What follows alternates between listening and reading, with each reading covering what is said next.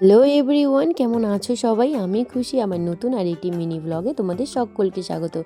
ঘুম থেকে উঠে নিয়েই আগে বাসি কাজকর্ম করতে চলে এসেছি। যেহেতু আজকে মা রান্নাবাড়ি করছে, তাই সকাল সকাল আমার যেহেতু অত চাপ নেই, তাই ভাবলাম তাহলে আমি এই কাজগুলোকেই আগে করে নিই। মা তো অনেক দিন পর বদ্দি বাড়ি থেকে এসেছে, তাই মাই আজকে রান্না করছে, আমি এদিকে মার ঘরটা ভালো করে গুছিয়ে নিচ্ছি।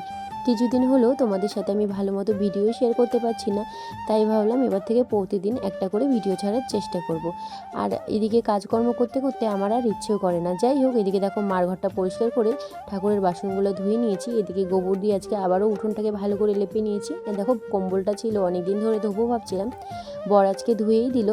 অনেক জামা কাপড় ছিল, সেগুলোও আমি ধুয়ে নিয়েছি। এদিকে দেখো এখন আমার ঘরটা পরিষ্কার করতে চলে এসেছি।